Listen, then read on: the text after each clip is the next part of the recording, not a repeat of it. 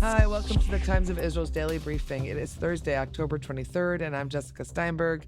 I'm speaking today with political reporter Ariela Karmel and archaeology and religions correspondent Rossella Tercatin.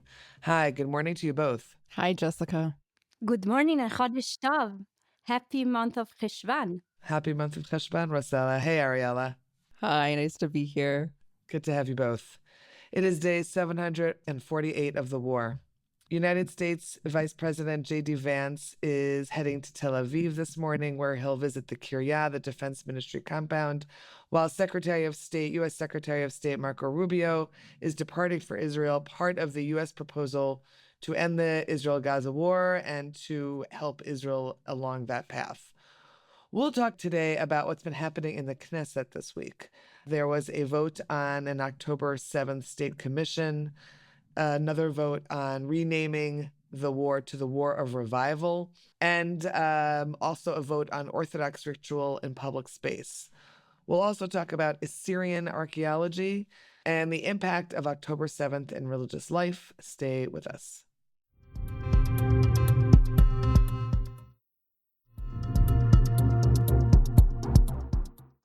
Okay, Ariela, let's get started with you. So on Wednesday, the Knesset State Control Committee voted down a proposal to establish a state commission of inquiry into the October 7th, 2023 Hamas-led attack. That is not the first time, of course, that this has come up for voting, but it's the latest opposition-led effort to launch an official and impartial investigation into the failures that took place before and after the onslaught on October 7th. So take us through the vote a little bit. You know, what were you hearing and what were the expectations? And really, what's next on this? So this was a very sensitive vote, even though, like you said, it's been brought forward many times. But because this was the first time since the release of the remaining living hostages and what has been, claimed to be the ceasefire agreement and officially the end of the war, there was an expectation from a lot of opposition figures and specifically bereaved families who lost family members during the October 7th onslaught that finally it would at least be considered to begin this process, especially because for so long, the argument that the government was making was that they had to wait until the war goals were accomplished and the war was brought to an end and the hostages were returned until they could begin this initiative. And it became very clear during the committee meeting that that wasn't going to happen. The coalition has a majority by 2 members. And so as a result, any initiative on this committee would have failed. But I think that there was some hope, especially among bereaved family members, that because of the change of situation on the ground, that there would be more, this would be the opportune timing to convince people to take a step forward. And that's not what happened. There was a lot of anger and outrage expressed by bereaved family members. The mother, I quoted her in the piece, Reut Edri, whose son was killed at Nova, was very, she expressed very strong remarks during the committee meeting and really chastised the committee members for what is, in her view, and I think the view of many bereaved family members, an attempt to absolve, for the government to absolve themselves of responsibility for the attacks. The Prime Minister has, of course, never apologized or taken responsibility for the political echelon's role in failing to prevent the onslaught. And many feel that the reluctance to appoint a state commission of inquiry is part of this. So it was a very frustrating day, but it was not unexpected. Right. So what now? What happens next, as far as you know, in terms of the process? So at the same time, the government has said that they are planning on, or at least they're looking into appointing their own panel to investigate the events that led up to and during the October 7th attacks. Which won't be considered impartial, right? Exactly. So this has been met with a lot of criticism by the public, by bereaved families, because unlike a state commission of inquiry, where the head of the Supreme Court would be appointing the panel and calling forward witnesses, including members of the government. This would be completely controlled by the government, which is, a big question in any commission of inquiry would be their role in failing to prevent the attacks. Okay. So not closed yet, obviously, because some kind of investigation will have to take place at some point. But I guess just one final question, though. The reactions in the room as this bereaved mother and others made their statements and criticized the process. There were a lot of tears. You saw opposition lawmakers like Miki Levy hugging, embracing family members. The October Council, which represents 200 families approximately of bereaved family members, was heavily represented, and they know all of the lawmakers very clearly, both from the coalition and the opposition, because they are there every week. So it feels very personal. They address them all by their first names. Reut Edri says that she had been explicitly promised by coalition lawmakers who she's met with on a one-on-one basis for months and months that as soon as the war is over, there will be a commission, and she feels completely betrayed. Okay. Moving from that, Ariela, into the vote on the renaming of the war to the War of Revival. Take us through that a little bit. I mean, just to remind listeners and myself, this is the first full week of the Knesset's return to work, essentially, since the summer break into the high holidays break. So a lot happened this week, and this is another vote that, sort of defines that process. Right. So there was a lot of activity because it's the first week of the winter session. So earlier this week, a vote was held in the cabinet to officially retitle the war. Up until now, it had been known as an Operation Swords of Iron. And the name was changed to the War of Revival, which is a name that Prime Minister Netanyahu had floated for about a year. He brought it up a year ago, approximately. A couple of other names had also been suggested. The Simchat Torah War, because it began, of course, on Simchat Torah.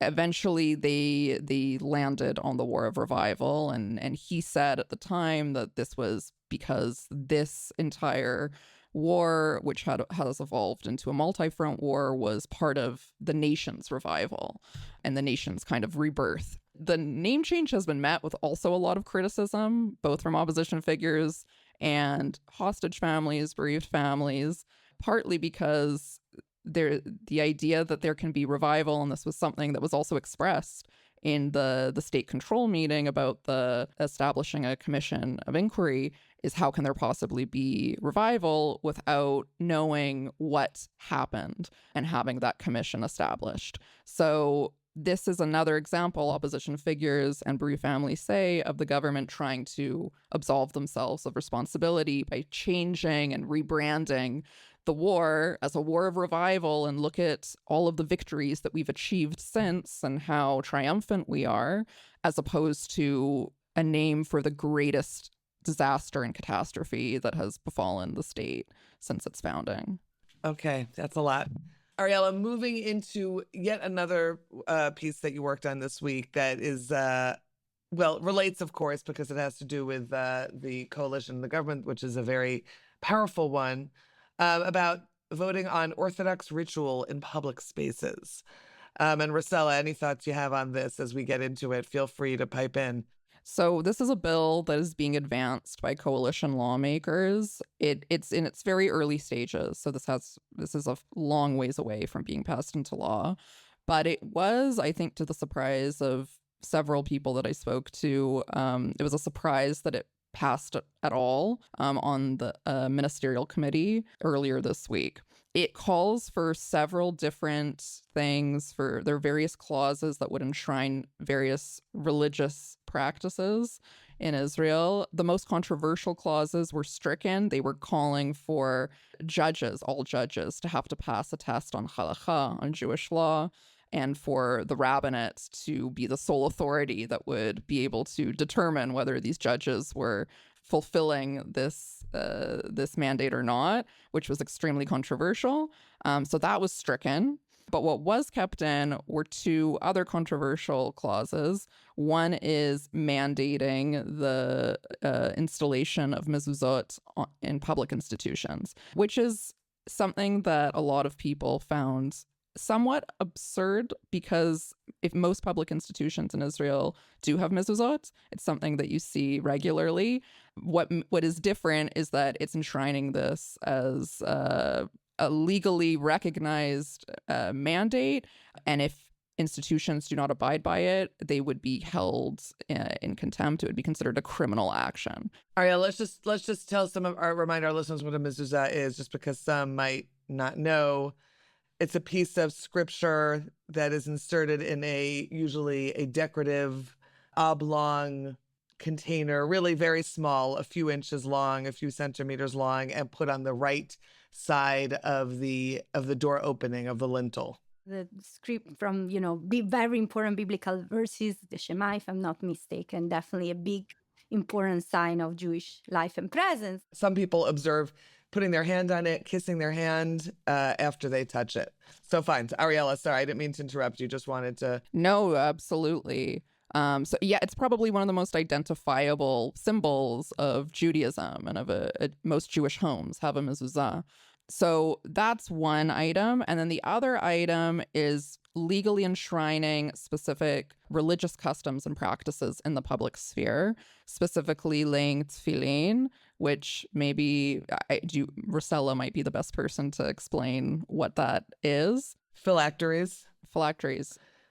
Exactly. Yeah. Once again, boxes with scriptures inside that in traditional Orthodox Judaism, men lay on their head and arm every day, every morning, and in less traditional circles, women too. Exactly. So laying tefillin, and then also public prayer. Which also happens in public spaces. Right. Already, in a sense. This is specifically for public spaces. And so these are both things that are allowed. It's not as if there are any laws preventing people from engaging in these practices.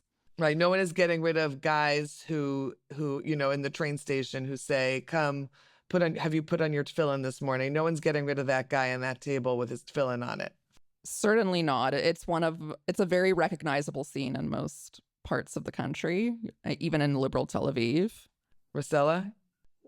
Well, part of it, though, we have to remind ourselves and our listeners is that there are actually spaces where these things have been controversial. Specifically, to fill in the problem is public schools, secular public schools. There have been a couple of prominent cases of boys that wish to lay the tefillin on in their schools, and there were friction with the teachers, with the headmasters, and this kind of like gained a lot of traction. I mean, whether or not it was blew out of proportion also in a political way, it's a question, but there have definitely been these kind of things. And also right before Yom Kippur on Yom Kippur in 2023, there was this whole big thing on whether gender segregation in prayer in public spaces is actually effectively infringes upon women's rights. So I think that sort of like the social contract of Israel that was a little more like secular people would probably be slightly more open to tolerate certain religious practices, even though they didn't completely align with certain liberal values. And religious people were kind of like more happy to respect secular spaces. Now with all the polarization of society are kind of like this kind of balance is falling apart. And I think part of the reasons behind a bill like this is this friction and polarization between these forces. Absolutely. And maybe if I can just add, even though these items sound completely innocuous, they are emerging from very real political tensions. Both of these issues have become major battleground issues between secular and religious communities.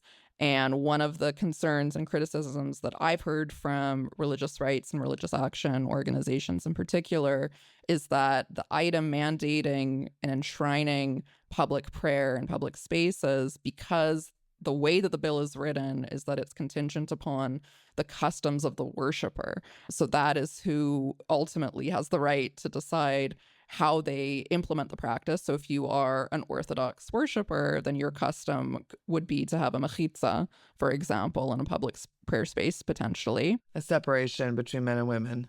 A separation between men and women. And what that would mean is that in effect, it would be mandating gender segregation in public spaces, including in spaces that are not Orthodox. And you could see scenes similar to what Rossella was describing in 2023 on Yom Kippur, right before October 7th, where there were major protests and arguments between religious worshippers and liberal residents at Dizengoff Square for erecting a mechitza. So that's where this is coming from. It's very politically motivated.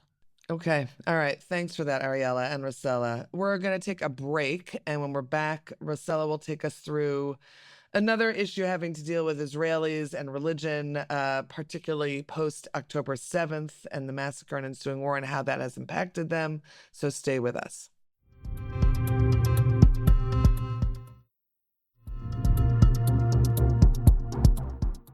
Rossella, so sticking with religion for the moment, that side of your beats, you've written about how October 7th, the massacre, the ensuing war, has affected Israelis and often secular Israelis' relationship with Judaism, God, spirituality. It's a piece that just went up on our site. Take us through a little bit. I know that you've been thinking and working on it for a while.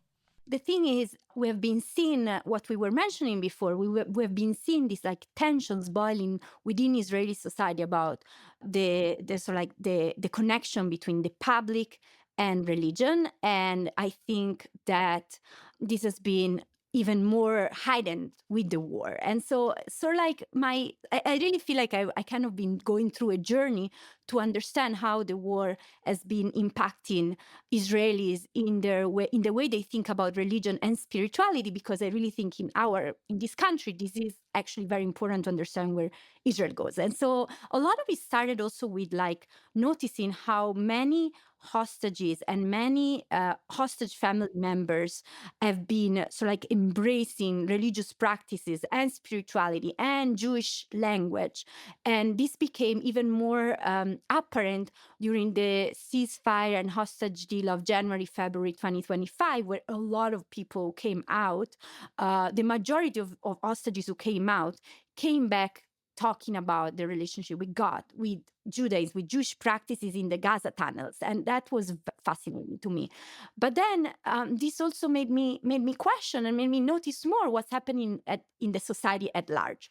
So right before the second anniversary of October 7th, I happened to come across some data about it. So, sometimes you see things, you see anecdotally, look, there are more people there are more religious theme songs at concerts of pop stars here in Israel, right? You see more young people going to the kotel, to the Western Wall, or wearing a kippah or tzitzit, these fringes, these traditional long things that people put at the corner of their Prayer shawl. t-shirts. Prayer, yes. So I've been seeing these things, and I was wondering, okay, but we need a little more. So actually, it's very interesting because there were two sets of data that I mostly relied on. One was actually a study conducted by scholars at the Hebrew University on a sample of 1,000-something students, specifically Jewish students who decided to take part in the study. And another one was a big poll that the religious rights group Hidush does every year on the topic of religion and state. But for the past 2 years, they had a section about how October 7 impacted people. And in a way, both sets really show that there has been an impact. In the Hebrew University study, about 50% of the participants reported some form of change. And in the Hidush data, about 1/3. So the question is, how did they change? Because one could say, oh, we've been seeing this sort of like spiritual revival among the people who were, who went through the most horrific experience on October 7th, the hostages. So probably it's like sort of like people are becoming more religious or more spiritual. But on the other hand, we know that such a deep crisis, we remember like the famous question of where was God during the Holocaust? And especially one of the people I interviewed like explicitly told me like, where was God on October 7th? So I think the data tell us that actually it is more common for people to have increase in their spirituality or in their religiosity after October 7th. In Israel specifically, the data tell us that more people report an increase in their spirituality or in their religiosity. And while the two things might overlap, specifically the Hebrew University study looked into both fields in the sense that spirituality is more like something personal in their personal relationship with God or the supernatural, while religiosity is more like about adhering to organized religious practices. And some people actually they reported a decrease in their spirituality, religiosity, or in general in their faith in God. So then the following question, so we do see that increase is more prevalent than decrease, and decrease exists. On the other hand, then you can ask yourself, but who are these people? Because of course, if we look at Israeli society at large, you can say these general numbers. But what was interesting for me is that actually, if you look at people who said that they have more faith in God, or who their faith was strengthened or their practices were strengthened, actually most of them already started from a place of faith. Either they were already religious or they were already traditional. If you look at the secular public, there are people who are finding more faith or more spirituality, and actually more spirituality compared to religiosity. Like it's not that many secular people are actually becoming religious or more religious, but they actually, for them, a decrease in faith or spirituality is actually as common or more common. This is more or less what data tell us. What about like Choser B'She'elah, people who had younger people who had perhaps left the religious practices of their families, then went through the crisis, the trauma, and is there sort of a piece of the research that looks at that? So it's interesting because this surveys did not look into specific that segment of the population, but I think we can see anecdotic. First of all, we can see the data do tell us that there are not that many people who were religious and decided to become secular, left the religion as a result of October 7th. There are, but not that many. But also anecdotally, I think we see, and Jessica, you have been also following it very closely, that we saw that there were a lot of in English we say sometimes off the derech, like people who grew up in religious families and they're not religious anymore in their personal practices. There were a lot of them at the Nova Festival, and some of them were kidnapped, and some of them came back.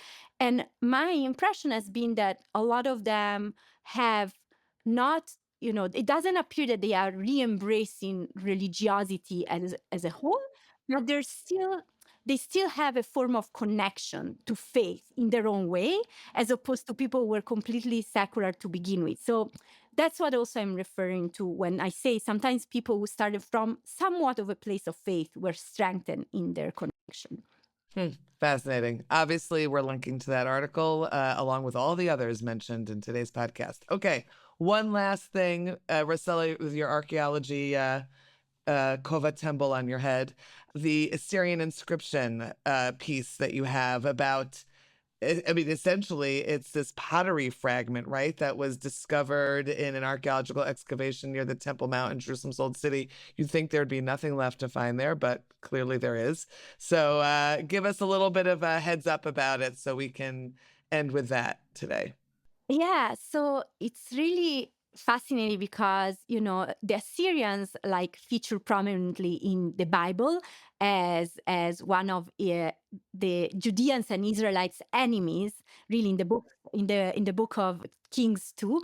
And we see that there are all these wars and everything, but so far there has been a lot of archaeological evidence found in Assyria the territories that were back then Assyria, modern day Iraq, partially Syria, Turkey, but almost nothing in Jerusalem, and there was never an inscription, an Assyrian inscription was never found in Jerusalem. And not only now we found one, but also the words that the experts were able to read on it, like appear to at least echo an episode described in the Bible, which is when King Hezekiah decided not to pay taxes, essentially tributes to the Assyrian king, and as a result there was a very brutal military campaign against Jerusalem, and Hezekiah then agreed to pay the tribute. So of course the researchers say there's no way for us to know if this piece of fragment that mentions a delay in payment, it mentions the date of the first day of the month of Av, and it mentions in the title of an Assyrian officer. So the researchers could not say, well, we're talking about that episode described in the Bible. But the fact that you have an archaeological echo of what is described in the Bible as a phenomenon that was happening back then is like incredible. And just to end with it, I mean, usually when you always ask, are we gonna find more? Like, is there a chance of the inscription? And usually when I ask these kind of questions, the archaeologists say, well, you never know, but it's very unlikely. But in this case, the expert told me, I'm really hoping we will. And he said that there are also more very exciting artifacts that were found alongside this fragment that have not been revealed to the public yet. So, stay tuned, because there's going to be a part 2. More to come. Okay. Well, thank you, Rossella. Thank you, Ariela, for, taking us through what you've been working on this week. It's been helpful and enlightening, and we'll talk about it some more as the weeks go on. Thank you, Jessica. Thanks, Jessica. And thanks to you for listening to the Times Visuals Daily Briefing. Stay tuned for tomorrow's installment. This episode is produced by the Podwaves. Until next time, take care and have yourselves a good day.